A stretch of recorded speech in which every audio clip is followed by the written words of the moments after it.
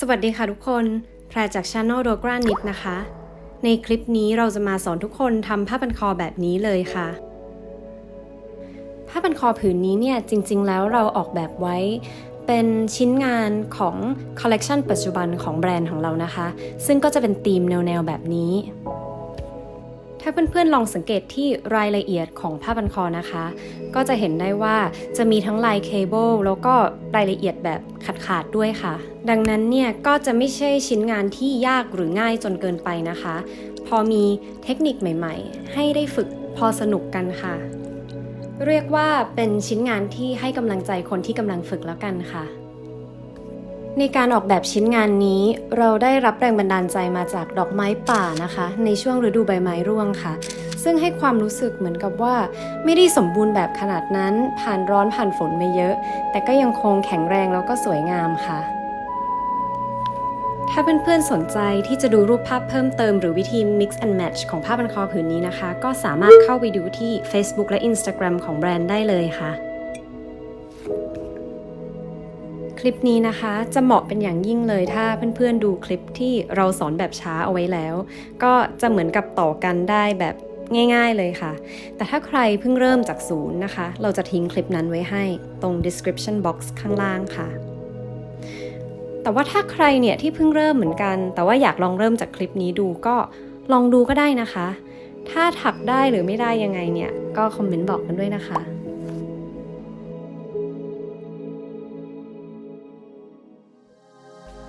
เรามาเริ่มต้นด้วยแพทเทิร์นและดีไซน์ของผ้าพันคอผืนนี้กันค่ะผ้าพันคอผืนนี้จะมีลักษณะเป็นผ้าพันคอที่ผอมๆยาวๆนะคะซึ่งจะทำให้สามารถใส่ในสภาพอากาศหลากหลายได้แถมยังถักเร็วมากๆเลยค่ะแพทเทิร์นทั้งหมดจะมี12แถวนะคะโดยที่เวลาเราเริ่มเนี่ยเราก็จะเริ่มจากการขึ้นห่วงทั้งหมด14ห่วงเท่านั้นค่ะซึ่งเมื่อเราเข้าใจการถัก12แถวแรกแล้วเนี่ยทุกอย่างก็จะง่ายนะคะเพราะว่าก็จะเป็นการถักเหมือนเดิมวนๆขึ้นไปจนกว่าจะถึงความยาวที่เราต้องการค่ะการที่จะให้ผ้าพันคอไม่งอนะคะเราก็จะใช้ลายริบ1 คูณ 1ริบนะคะโดยที่เราจะเว้นไว้บริเวณที่เราจะทำเคเบิลในส่วนตรงนี้ค่ะผ้าพันคอจะถักจากล่างขึ้นบนนะคะแล้วก็แถวฝั่งที่1เนี่ยจะเป็นแถวด้านหน้าของงานฝั่งเลขคี่อะค่ะส่วนฝั่งเลขคู่ก็จะเป็นด้านหลังของงานแล้วเราก็จะทำเคเบิลในแถวที่11นะคะเวลาที่ถักงานออกมาแล้วเนี่ยก็จะได้ออกมาเป็นแบบนี้นะคะซึ่งใน1แพทเทิร์นเนี่ยก็ทั้งหมด12แถวก็จะเป็นในช่วงตรงนี้ค่ะ12แถวเราก็จะมีลายเคเบิลในแถวที่11นะคะในรายละเอียดของลายขาดๆนะคะเราจะใช้เทคนิคที่เรียกว่า drop stitch ค่ะก็จะเป็นการทำลายขาดที่เหมือนเป็นลักษณะ built in นะคะมันจะไม่ได้ขาดไปมากกว่าที่เราทำนะคะหมายถึงว่ามันจะไม่ได้รันเพิ่มแต่มันจะขาดในช่วงที่เรากำหนดเอาไว้เท่านั้นค่ะซึ่งในส่วนของลายขาดๆหรือลาย drop stitch อันนี้เนี่ยถ้าสมมติว่าเพื่อนๆไม่ได้ชอบที่ผ้าพันคอมีลายขาดๆก็ข้ามได้ค่ะเราก็จะถักธรรมดาแล้วก็มีลายเคเบิลอย่างเดียวพอก็ได้นะคะในส่วนของความกว้างของผ้าพันคออันนี้นะคะถ้าเพื่อนๆใช้เข็มเบอร์เดียวกับเราแล้วก็ไหมเบอร์เดียวกันเนี่ยจะได้ความกว้าง 2.5 นิ้วนะคะความยาวอยู่ที่78นิ้วค่ะอุปกรณ์ที่เราใช้ในการทำผ้าพันคอผืนนี้นะคะก็จะมีไหม2กลุ่มค่ะเราใช้2กลุ่มเพราะว่าเราอยากให้งานเนี่ยใหญ่ๆนิดนึงนะคะเข็มถักเข็มสำหรับทำลายเคเบิลเข็มสำหรับเย็บเก็บงานแล้วก็กรรไกรค่ะในส่วนของการเลือกขนาดเข็มนะคะไหมตัวนี้เนี่ยเขาเขียนเอาไว้ว่าให้เราใช้เข็มประมาณ 4-5 มิลซึ่งเป็นไหมคอตตอนนะคะส่วนไหมอีกกลุ่มนึงเนี่ยเป็นไหมเมอริโนผสมอะคริลิกเขาแนะนำให้ใช้เข็มถักขนาดประมาณ 4 มิลค่ะเรานำไหม2ชนิดนี้เนี่ยมาถักรวมกันบนเข็มขนาด 6.5 มิลนะคะซึ่งในส่วนตรงนี้เนี่ยเพื่อนๆสามารถเลือกเองได้ว่าอยากให้งานแน่นหรือหลวมขนาดไหนขั้นตอนแรกเราจะดึงไหมให้เป็นหางออกมายาว20นิ้วนะคะแล้วก็นำมาพันรอบนิ้วมือแบบนี้เพื่อทำการขึ้นห่วงค่ะเราจะดึงเส้นกลางขึ้นมาเพื่อมาวางไว้บนเส้นขวาแล้วก็ดึงเส้นขวาขึ้นมาวางไว้แล้วก็ดึงเส้นกลางขึ้นมาอีกครั้งแบบนี้นะคะเป็นห่วงที่1ของเราค่ะหลังจากนั้นเราก็จะนำเข็มใส่เข้ามาแบบนี้นะคะแล้วก็ใช้นิ้วโป้งและนิ้วชี้ทำให้ตึงแบบนี้ เราก็ได้ห่วงที่1มานะคะจากนั้นเนี่ยในการทำห่วงถัดไปเราจะเอานิ้วโป้งและนิ้วชี้เข้าไปในช่องตรงนี้นิ้วที่เหลือรวบปลายเอาไว้เอ็นมือฝั่งนิ้วโป้งขึ้นนะคะแบบนี้เอาเข็มไปเกี่ยวจากข้างล่างแล้วก็เกี่ยวจากเส้นบนนิ้วชี้แบบนี้ได้มา2ห่วงนะคะนิ้วโป้งกับนิ้วชี้เข้าไปแล้วก็รวบปลายเอาไว้แบบนี้นะคะ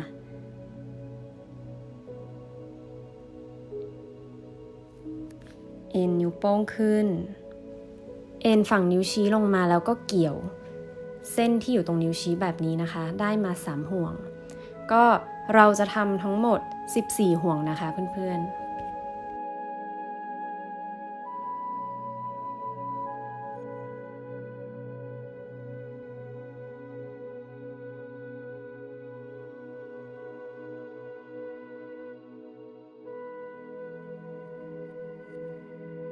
ของเราได้ครบแล้วนะคะ14ห่วง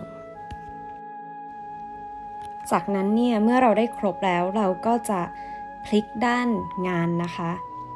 ให้ตัวไหมเนี่ยอยู่ทางขวามือแบบนี้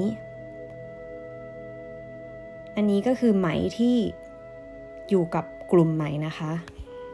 เราจะนำกลุ่มไหมเนี่ยมาอยู่ทางขวามือแทนนะคะเพื่อความสะดวกเวลาถัก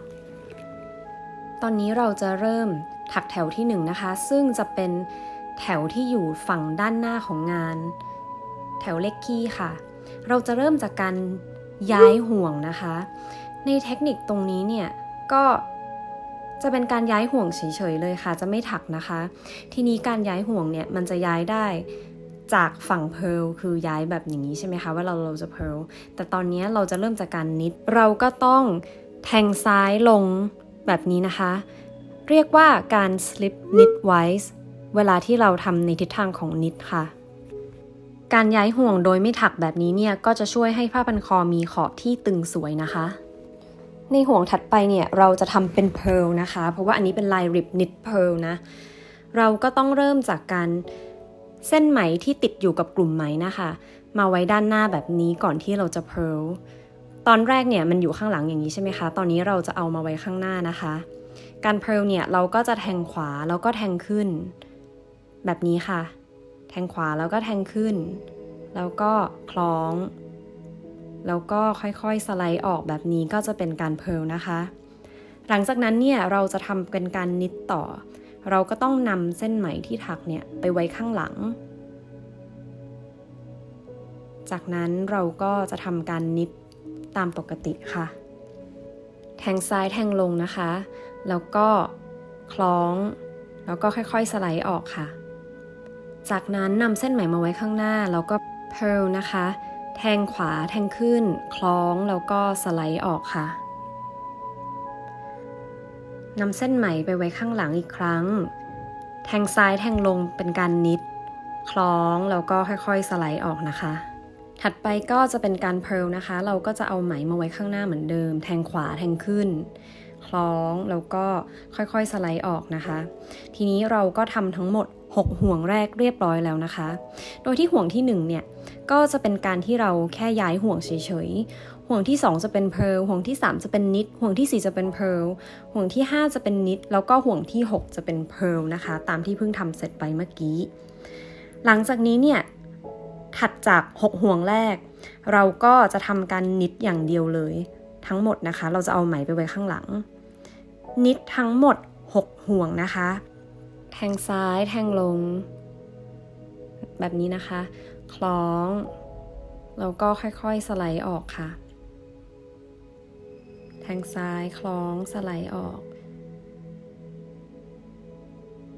แบบนี้นะคะนิดต่อไปอีก2ห่วงโอเคห่วงสุดท้ายนะคะเรียบร้อยนะคะนิดทั้งหมด6ห่วงเราก็จะเหลืออีก2ห่วงนะคะทีนี้เราก็จะทำการเพร์ลนะคะเราก็จะต้องนำไหมเนี่ยมาไว้ข้างหน้าแล้วก็แทงขวาแทงขึ้นเพร์ลแบบนี้แล้วก็นิด ห่วงสุดท้ายนะคะ เรียบร้อยนะคะ แถวที่1ของเราก็เสร็จเรียบร้อยแล้วเป็นแถวด้านหน้าแถวแรกค่ะ เราจะเห็นว่าห่วงอันแรกดูหลวมๆเราก็ดึงลงมานะคะ ไม่ต้องดึงตึงมากนะคะเอาแค่พอประมาณนะแค่ไม่ให้หางเขาหลุดเท่านั้นเองทีนี้เราก็จะกลับด้านงานนะคะเพื่อทำแถวที่2แถวที่2เนี่ยก็จะเป็นด้านหลังของงานนะคะเราก็ต้องเริ่มจากการเพร์ลนะเข็มนะคะเวลาเราเริ่มจากการเพร์ลเนี่ยเข็มจะต้องอยู่ข้างใต้ของเส้นไหมที่เราใช้ถักนะคะอันนี้เส้นไหมที่เราใช้ถักเกิดตรงนี้เราจะเอาเข็มเนี่ยไว้ข้างล่างแบบนี้นะคะแบบนี้ข้างล่างตอนนิดเนี่ยเข็มจะต้องอยู่ข้างบนนะเราลืมบอกไปแต่ว่าตอนเพร์ลอยู่ข้างล่างนะคะแบบนี้ห่วงที่1คือการย้ายห่วงแบบเพร์ลนะคะเราจะต้องแทงขวาไม่ใช่แทงซ้ายแบบนิดแบบเมื่อกี้นะคะแบบนี้คือนิดเพร์ลเราจะต้องแทงขวาแล้วก็แทงขึ้นแบบนี้แล้วก็ย้ายห่วงเฉยๆโดยไม่ถักเหมือนเดิมค่ะซึ่งก็เรียกว่า slip purlwise นะคะเมื่อเราย้ายห่วงเสร็จแล้วเนี่ยเราก็จะต้องเอาไหมเนี่ยไปไว้ข้างหลังเพื่อทำการนิดในห่วงถัดไปค่ะแทงซ้ายแทงลงค่ะคล้องแล้วก็สไลด์ออกนะคะถัดไปเนี่ยก็จะเป็นการถักเพร์ลทั้งหมด6ห่วงแทงขวาขึ้นแล้วก็สไลด์ออกบริเวณนี้จะเป็นการเพร์ลติดกันทั้งหมด6ห่วงนะคะซึ่งเป็นบริเวณที่เราทำลายเคเบิลนั่นเองถักเพร์ลก็แทงขวาขึ้นคล้องแล้วก็ค่อยๆสไลด์ออกทำแบบนี้6ห่วงติดกันค่ะ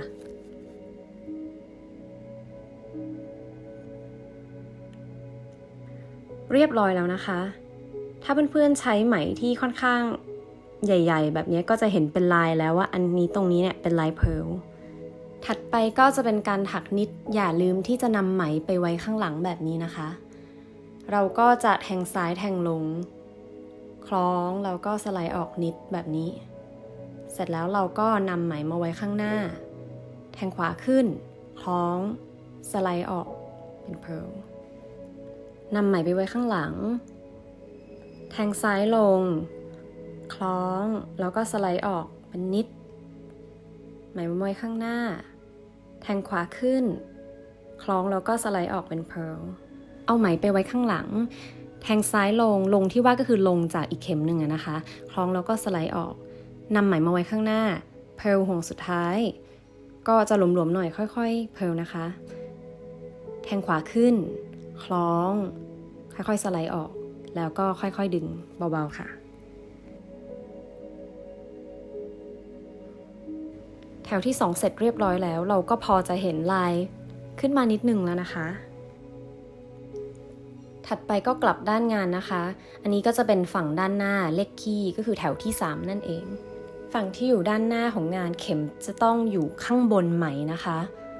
เส้นไหมที่ติดอยู่กับกลุ่มไหมอะค่ะเส้นนี้เราจะต้องนำเข็มถักมาไว้ด้านบนนะคะแบบนี้เราเริ่มแถวที่3ด้วยการย้ายห่วงจากฝั่งนิดคือฝั่งซ้ายนะคะก็คือแทงซ้ายลงสไลด์ออกโดยไม่ถักนะคะ slip knitwise ย้ายห่วงแบบนิดถัดจากนั้นก็นำไหมมาอ้อมมาไว้ข้างหน้าเพื่อทำการเพร์ลนะคะแทงขวาขึ้นคล้องแล้วก็สไลด์ออกเป็นการเพร์ลหลังจากนั้นเราก็นิดนะคะทุกคนน่าจะพอรู้แล้วนะคะว่าทำยังไงมันก็จะเป็นแบบเหมือนคราวที่แล้วเลยค่ะเราก็จะนิดเพร์ลสลับกันจนถึง6ห่วง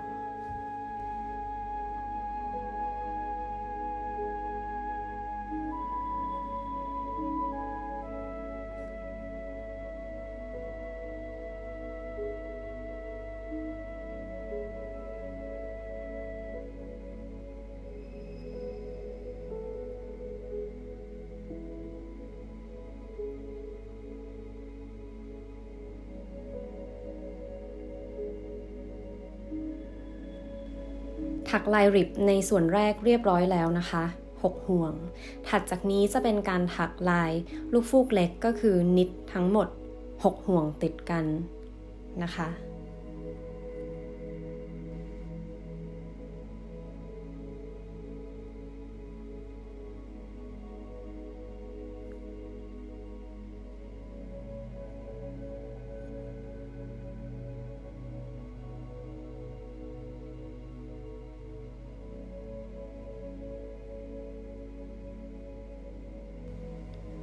จากนั้นก็จะปิด2ห่วงสุดท้ายด้วยการ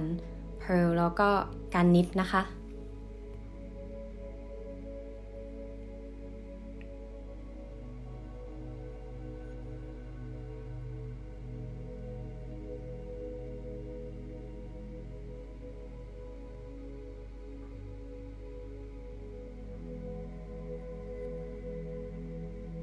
โอเคกลับด้านงานนะคะเพื่อทำแถวที่4ต่อได้เลยแถวที่4เริ่มจากการ Purl เราต้องเอาเข็มไปไว้ข้างใต้ไหมนะคะแล้วเราก็ทำการย้ายห่วงแบบ Purl ค่ะย้ายห่วงแบบไม่ถักนะคะในห่วงแรกจากนั้นก็ Knit นะคะ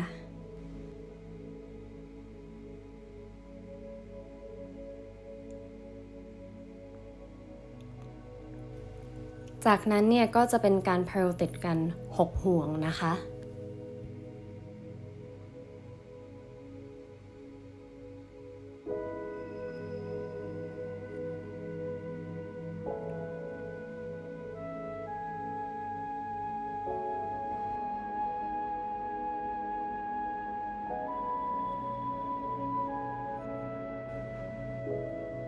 โอเค Purl บริเวณนี้เสร็จเรียบร้อยเราก็จะเหลืออีก6ห่วงนะคะเอาไหมไว้ข้างหลังแล้วก็ Knit ค่ะ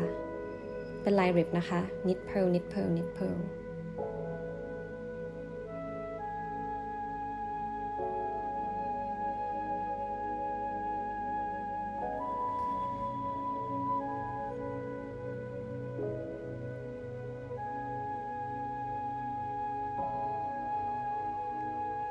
ในส่วนของขอบฝั่งนี้ที่ดูเหมือนจะย้วยอย่าดึงแรงแบบเรานะคะมันจะเป็นแบบนี้แหละค่ะเดี๋ยวพอถักๆไปมันก็จะดูเรียบร้อยขึ้นนะคะในแถวที่สูงๆขึ้นไปโอเคค่ะทุกคนตอนนี้เรากลับมาพร้อมกับถักเพิ่มมา4แถวนะคะเท่ากับว่าตอนนี้เราถักไปทั้งหมด8แถวแล้วแล้วก็กลับด้านงานมาเรียบร้อยแล้วค่ะทีนี้เดี๋ยวเราจะให้วิธีการนับแถวกับเพื่อนๆนะคะเผื่อว่าหลุดนะคะวิธีนับแถวเนี่ยเราก็จะดูอย่างนี้นะคะตรงปุ่มข้างล่างก็คือการที่เราขึ้นห่วงแล้วก็จะมีเปียต่อๆกันขึ้นไปแล้วก็นับเป็นอันหนึ่งก็คือ1แถว1 2 3 4 5 6 7 8แบบนี้นะคะก็คือการที่เรานับที่ขาของตัว V นะคะแถวถัดไปก็จะเป็นแถวที่9แล้วก็เป็นแถวแรกที่เราจะเริ่มสอนเทคนิค drop stitch หรือการทำลายขาดๆนะคะซึ่งในส่วนตรงนี้เนี่ยถ้าเพื่อนๆไม่ได้อยากทำลายขาดก็ถักเป็นปกติจนถึงแถวที่10ไว้ได้เลยค่ะแถวที่9ก็จะเป็นแถวเลขกี้ก็จะทำเหมือนแถวที่1นะคะก็คือการย้ายห่วงแบบ knit ก่อนแล้วก็ purl knit purl knit purl นะคะ6อันแรก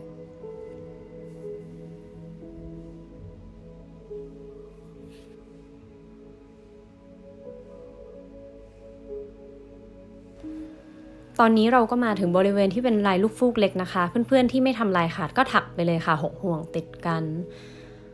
ส่วนเราที่จะทำลายขาดนะคะเราก็จะเริ่มจากการถักสัก2ห่วงก่อนแบบกะๆนะคะแล้วก็พอมาถึงห่วงที่3เนี่ยเราก็จะทำการปล่อยห่วงออกมาแบบนี้เลยพอปล่อยเสร็จแล้วเราก็จะดึงลงมาให้ถึงแถวข้างล่างสุดเลยค่ะ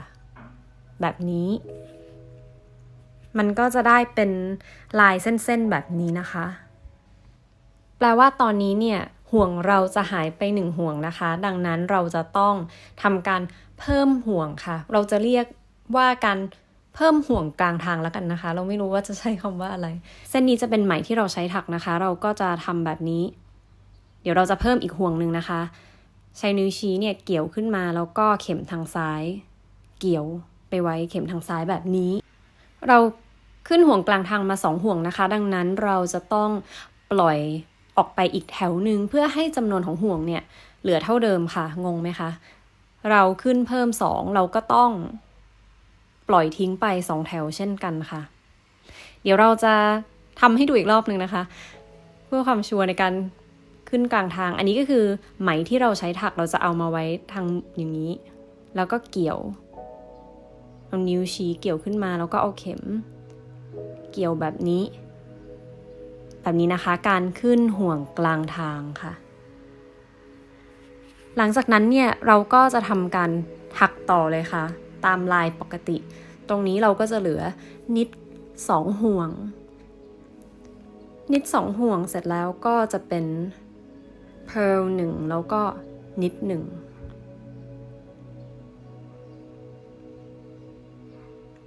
pearl แล้วก็นิดนะคะ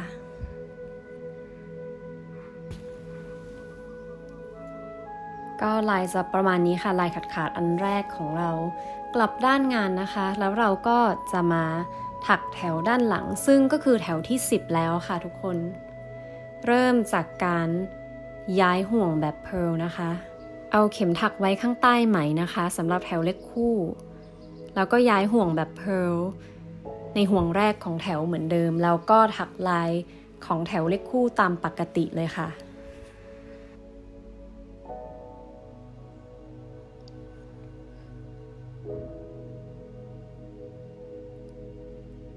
ตรงนี้ก็จะเป็นบริเวณห่วงกลางทางที่เราเพิ่มไว้นะคะเราก็จะถักตามลายเหมือนเดิมค่ะก็คือเป็นการเพร์ลนะคะทั้ง2ห่วงเลย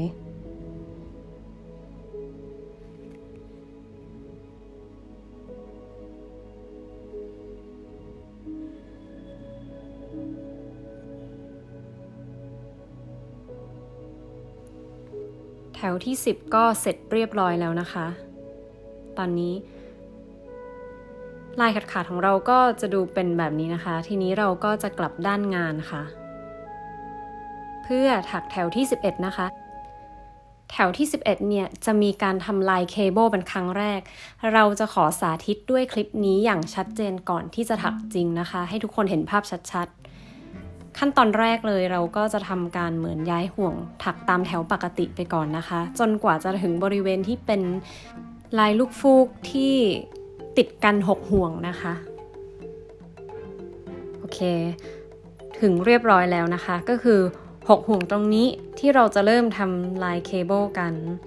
วิธีการเนี่ยเราจะใช้เข็มนะคะ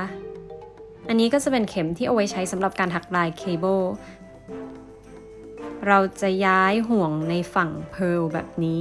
3ห่วงแรกนะคะเสร็จแล้วเราก็จะพักเอาไว้ด้านหน้าแบบนี้เราใช้นิ้วกดเอาไว้ค่ะจากนั้นเราก็จะถักนิดไปอีก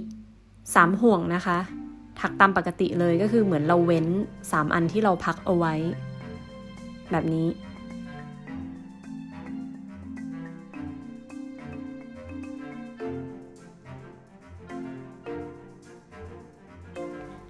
เมื่อถักนิดครบแล้วจากนั้นเราจะทำการ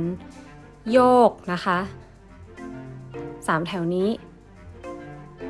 เราจะเริ่มถักจากอันแรกในลำดับแบบเดิมนะคะเราจะไม่บิดแบบนี้นะคะเราจะถักตั้งแต่อันแรกที่อยู่ขวาสุดค่ะเราจะทำนี้นะคะสไลด์มาไว้ตรงปลายเข็มขั้นตอนนี้ก็กดเอาไว้ให้ระวังนิดนึงค่ะเพราะว่าบางทีห่วงอาจจะหลุดได้ถ้าเราไม่ระวังนะคะแล้วเราก็จะถักนิดอีก3ห่วงถักโดยตรงจากเข็มเคเบิลเลยค่ะ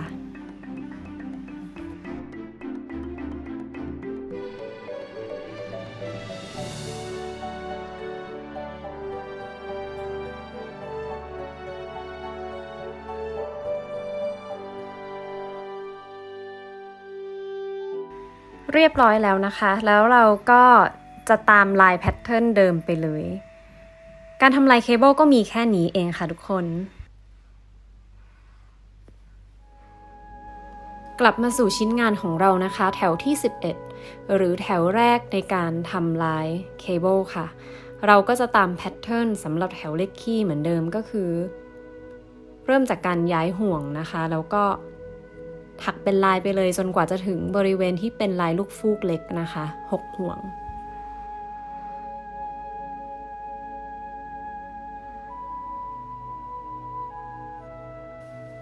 ถึงแล้วก็เริ่มแบบนี้นะคะก็คือย้ายห่วงแบบทิศทางเพร์ลนะคะแล้วก็พักเอาไว้ด้านหน้าแบบนี้เสร็จแล้วเราก็ถักอีก3ห่วงถัดไปเป็นการถักนิดระวังหลุดนิดนึงนะคะ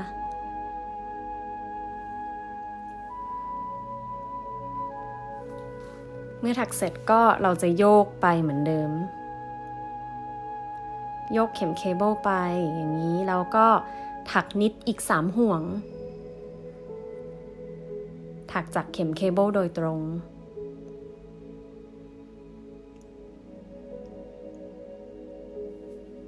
จากนั้นเราก็ถักตามลายเหมือนเดิมค่ะ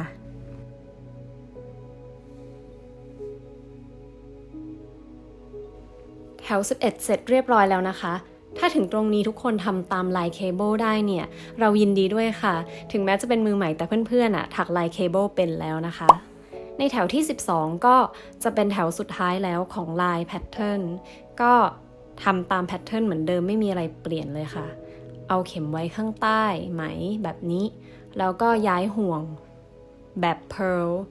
ในห่วงที่1เหมือนเดิมจากนั้นก็ถักตามลายเลยค่ะ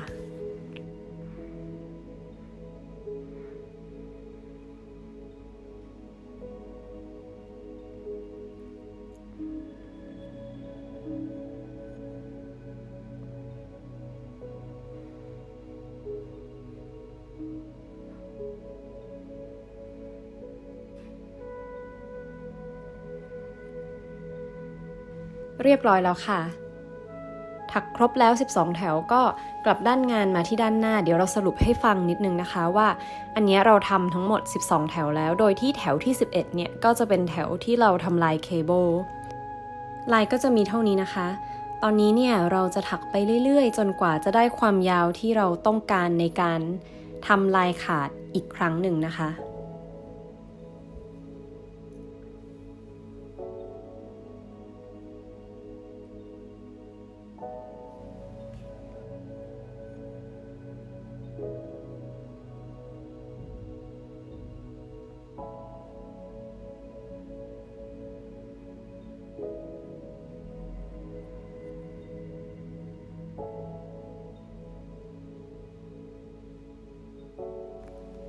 ถึงตรงนี้เรามาเช็คกันนิดนึงนะคะว่าเรายังเหลือทั้งหมด14ห่วงเท่าเดิมหรือเปล่า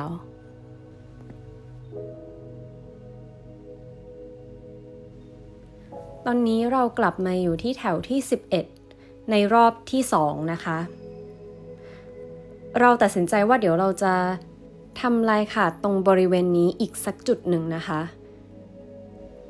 จะปล่อยห่วงที่3นะคะดังนั้นก็เริ่มจากการย้ายห่วงก่อนแล้วก็ถักห่วงที่2ถึงห่วงที่3เราจะปล่อยลงไปเลยค่ะ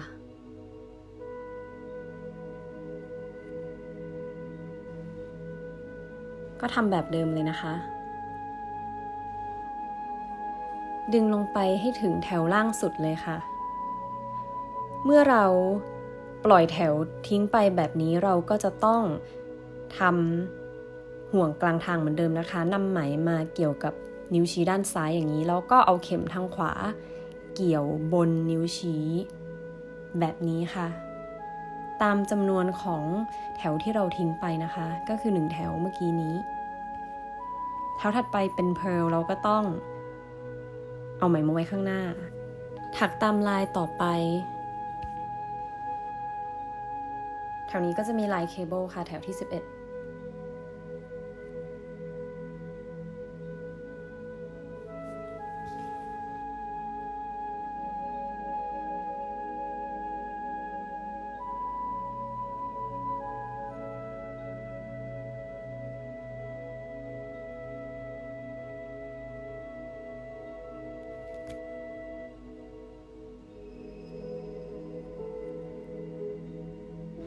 ตอนนี้เราถักตามแพทเทิร์นมาได้2รอบนะคะก็คือ12แถว2รอบเท่ากับ24แถวงานจะออกมาเป็นประมาณนี้นะคะเดี๋ยวเราจะไปถักต่อยาวๆเลยค่ะแล้วเดี๋ยวเรากลับมาแล้วค่ะกับผ้าพันคอที่ยาวขึ้นตรงนี้คือที่ขั้นลายหรือ stitch marker นะคะเราติดเอาไว้เพื่อช่วยในการนับแถวค่ะมันจะได้นับง่ายขึ้นตอนนี้ความยาวของเราอยู่ที่24นิ้วแล้วนะคะจากตรงนี้ขึ้นไปเดี๋ยวเราจะทำลายขาดอีกจุดหนึ่งตรงนี้นะคะซึ่งจะเป็นเทคนิคที่แตกต่างจากเทคนิคก่อนหน้านี้ค่ะจะเริ่มจากการย้ายห่วงแรกแล้วก็ถักอีก2ห่วงนะคะหลังจากนั้นในห่วงที่4เนี่ย เราจะทำการขึ้นห่วงกลางทางแบบเดิมนะคะก็คือนำไหมที่เราใช้ถักมาไว้ที่มือซ้ายแล้วเราก็เอาเข็มเนี่ยเกี่ยวเอานิ้วชี้เนี่ยเกี่ยวที่ไหมก่อนแบบนี้เสร็จแล้วเราก็นำเข็มด้านขวาเนี่ยเกี่ยวแบบนี้จากนิ้วชี้อีกทีนึงค่ะเราจะขึ้นทั้งหมด3ห่วงนะคะเป็นการขึ้นห่วงกลางทาง3ห่วงจากนั้นก็ถักต่อตามลายเลยค่ะ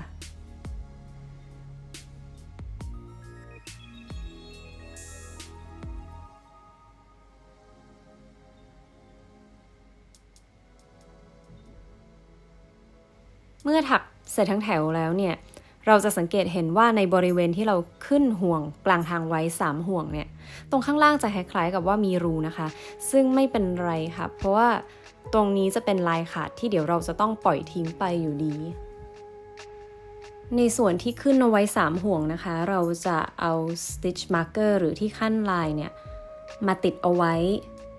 2ฝั่งเพื่อให้เราไม่ลืมค่ะ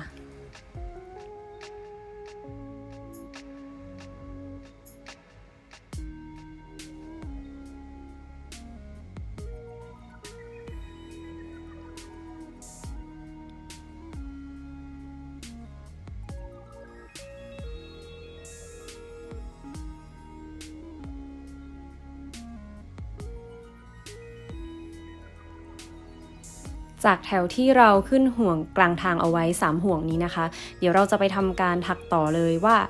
จะถักขึ้นไปอีกยาวแค่ไหนจากที่เราขึ้นห่วงกลางทางไว้นะคะตอนนี้เราถักขึ้นมาอีกประมาณ14แถวค่ะก็เราคิดว่าเป็นความยาวที่โอเคที่เราจะทำลายขาดยาวถึงเท่านี้นะคะเราก็ถักไปจนกว่าจะถึงตรงที่ขั้นลายนะคะ3ห่วงของเราที่เราทำเอาไว้พอถึงแล้วเอาที่ขั้นลายออกแล้วเราก็จะเอาทั้ง3ห่วงนี้เลยค่ะที่จะปล่อยลงมาซึ่งก็จะเป็นลายขาดที่ค่อนข้างใหญ่เลยนะคะ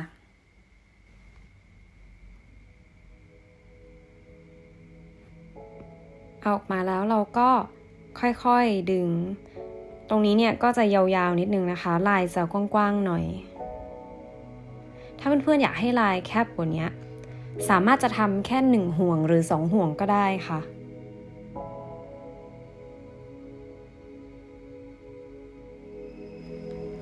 จากนั้นเราก็จะถักตามลายต่อเหมือนไม่มีอะไรเกิดขึ้นเลยค่ะทุกคน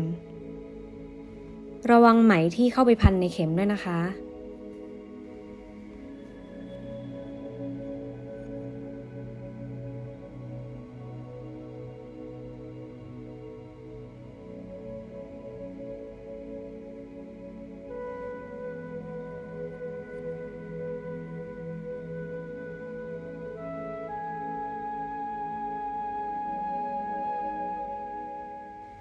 ต่อไปจะนำเสนอวิธีเชื่อมเส้นไหมนะคะเพราะว่าเราถักแล้วไหมหมดค่ะ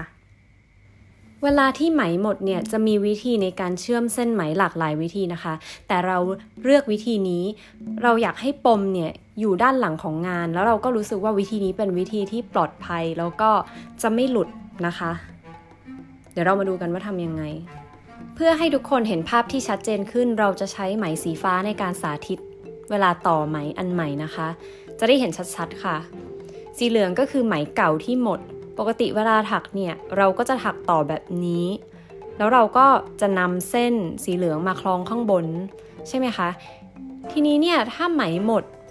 เราก็จะใช้ไหมใหม่ทำแบบนี้เลยค่ะเกี่ยวเส้นสีฟ้าแทนที่จะเกี่ยวเส้นสีเหลืองนะคะเส้นสีฟ้าเปรียบเสมือนไหมกลุ่มใหม่ค่ะเราก็จะถักแล้วก็เอาสีฟ้าคล้องแทนสีเหลืองนะคะโดยที่จุดที่ต้องสังเกตก็คือหางของสีฟ้าเนี่ยจะต้องอยู่ฝั่งเดียวกับหางของสีเหลืองนะคะก็คือจะอยู่ด้านหลังแบบนี้เดี๋ยวพอลองทำแล้วจะพอเข้าใจค่ะเพราะว่าเราอยากให้เขาอยู่คู่กันแบบนี้นะคะเราจะได้ผูกปมได้แบบนี้แล้วเราก็จะถักต่อไปเหมือนไม่มีอะไรเกิดขึ้นค่ะ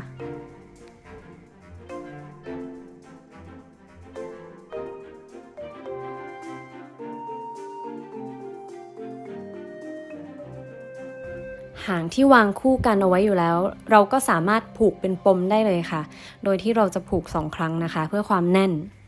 ซึ่งปลายหางเนี่ยเดี๋ยวเราจะจัดการทีหลังนะคะกลับสู่ชิ้นงานของเรานะคะเดี๋ยวเราจะทำการเชื่อมไหมนะคะเหมือนที่เราอธิบายไปเมื่อกี้เลยค่ะก็อันนี้ก็จะเป็นไหมเส้นไหมเมื่อกี้นะคะเดี๋ยวเราจะมาคล้องด้วยความที่เราใช้ไหม2 เส้น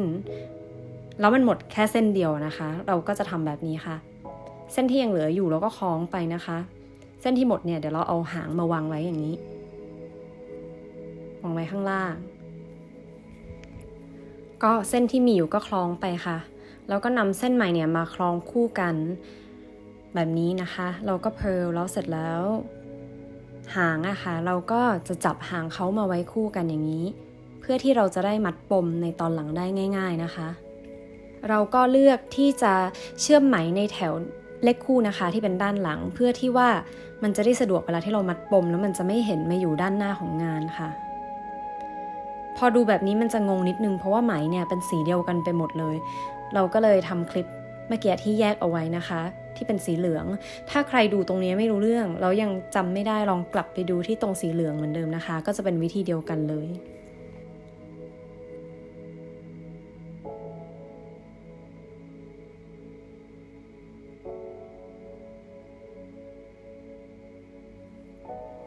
เรามัดปมนะคะของหางที่เราเหลือไว้ตรงนี้มัดเป็น2 ครั้งนะคะเหมือนเดิมเพื่อให้มันแน่นนิดนึงนะคะมันจะได้ไม่หลุดในภายหลังในที่สุดก็ได้ความยาวตามที่เราต้องการแล้วนะคะของเราเนี่ยยาวอยู่ที่78 นิ้วฟังดูยาวมากแต่จริงๆอะทำแค่แป๊บเดียวเองนะคะเพราะว่าค่อนข้างเป็นผ้าพันคอที่ผอมๆค่ะแล้วก็ใช้ไหมเส้นใหญ่เราจะมาสอนปิดงานนะคะห่วงแรกอันนี้ฝั่งด้านหน้าเราเริ่มจากการย้ายห่วงแบบนิดเราก็ทำแบบเดิมค่ะเสร็จแล้วห่วงที่2เราเพร์ลนะคะปกติเราก็จะเพร์ลเมื่อได้2 ห่วงแบบนี้แล้วเราจะทำการใช้เข็มนะคะในการเกี่ยวห่วงที่อยู่ขวาสุดนะคะเกี่ยวห่วงทางขวานะคะค่อยๆสไลด์มาแบบนี้แล้วก็ระวังไม่ให้อีกห่วงมันหลุดออกมาด้วยนะคะถัดไปเป็นนิดเราก็จะนิดเราจะทำอย่างนี้แหละค่ะให้มีอยู่ทั้งหมด2 ห่วงในเข็มนะคะแล้วก็เกี่ยวลงไปอย่างนี้เหมือนเกี่ยวทิ้งออกไปอะค่ะเพร์ลเราก็เพร์ล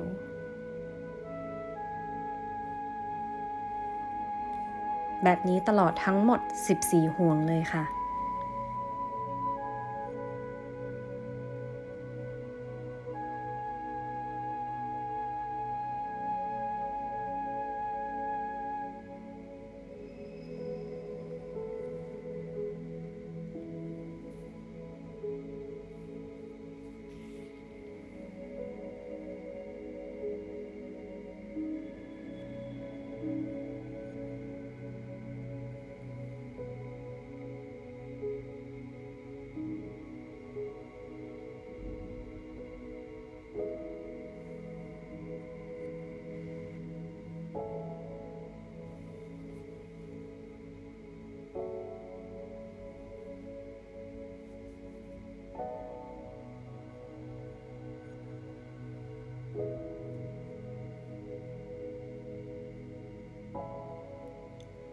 เรามาถึง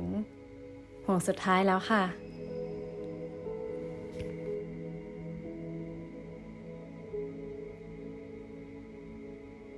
คล้องอันก่อนหน้าเหมือนเดิมนะคะ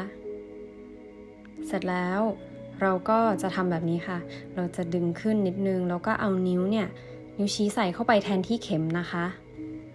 เอาเข็มออกไปแล้วเราก็เตรียมตัดไหมได้เลยค่ะตัดให้พอเหลือปลายหางเพื่อที่เราจะได้เก็บงานได้นะคะจากนั้นเราจะเอาปลายหางเนี่ยใส่เข้าไปในช่องที่นิ้วชี้เรากั้นเอาไว้อยู่ค่ะแบบนี้แล้วก็ดึงก็เรียบร้อยแล้วนะคะ สุดท้ายนี้ก็จะเป็นวิธีในการเย็บหางนะคะเป็นการเก็บงานเราจะใช้เข็มที่เอาไว้เย็บไหมพรมแบบนี้นะคะเรียกว่า tapestry needle ก็ในภาษาไทยก็แปลว่าเข็มเย็บไหมพรมนั่นแหละค่ะเรามาดูวิธีกันนะคะก็ร้อยไหมเข้าไปในเข็มนะคะอันนี้เรารู้สึกว่าเราเหลือไหมค่อนข้างสั้นไปนิดนึงเหมือนกันค่ะก็จะทำยากนิดนึงน่าจะเหลือไว้ยาวกว่านี้หน่อยหลักการในการเก็บงานนะคะจริงๆก็แค่เราพยายามจะแอบเส้นนี้นั่นเองค่ะโดยการที่เราจะพยายามเหมือนใส่เข็มเข้าไปในช่องตามลายเดิมของไหมอยู่แล้วค่ะก็จะมีหลากหลายวิธีนะคะแต่เราก็จะทำอย่างนี้มันจะมีวิธีง่ายๆอยู่ค่ะเดี๋ยวทุกคนลองดูกันนะคะพยายามแอบแบบนี้แล้วก็ตรงที่เป็นลายเปียแบบนี้ค่ะเราจะเกี่ยวแบบนี้นะคะเกี่ยวให้เป็นเกลียวตามลายเปียค่ะแล้วมันก็เหมือนมันจะไม่เห็นเลยหลังจากที่เราเกี่ยวเสร็จ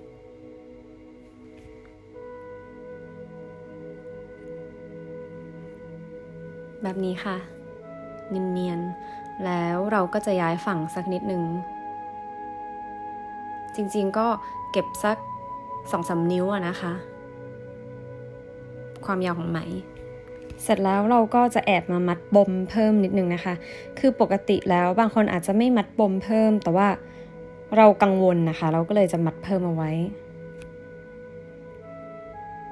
อยากให้งานไม่หลุดแน่ๆค่ะก็เลยจะมัดปม2 ครั้งเหมือนเดิมนะคะแบบนี้ค่ะเสร็จแล้วเราก็ตัดปลายอย่างนี้ได้เลยค่ะ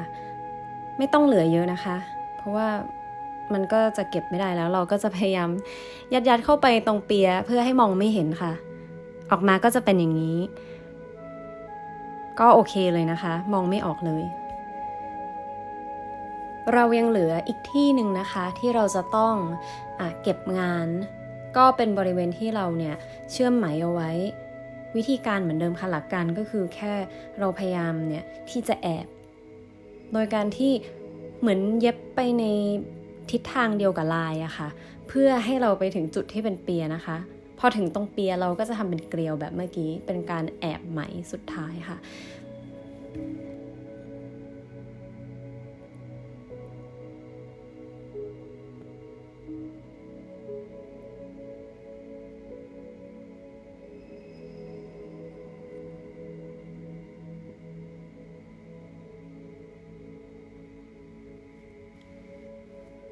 ก็พึงพอใจค่ะมองไม่ออกเลยว่ามีเส้นอะไรแอบอยู่ตรงนี้อีกเส้นก็ทำแบบเดิมเลยนะคะ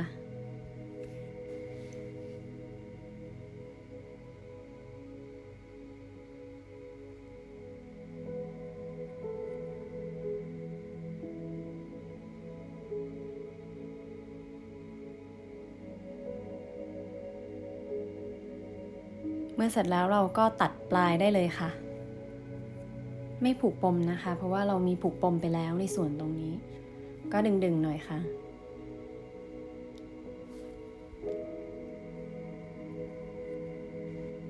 แนบเนียนสวยงามนะคะ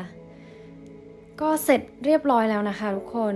หลังจากนี้ก็จะเป็นขั้นตอนของการซักและบล็อกนะคะก็เรามีทำคลิปไว้แล้วเช่นกันแบบละเอียดเลยค่ะเดี๋ยวจะทิ้งลิงก์ไว้ให้เหมือนเดิมนะคะ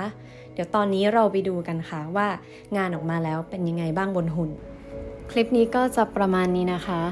ขอบคุณทุกคนที่รับชมเลยค่ะแล้วก็ถ้าอยากให้เราแก้ไขอะไรยังไงหรือมีคำถามเพิ่มเติมเนี่ยสามารถคอมเมนต์ถามได้ตลอดนะคะเราขอบคุณทุกการกดไลค์แชร์และ subscribe เลยค่ะแล้วเดี๋ยวเรามาเจอกันคลิปหน้านะคะ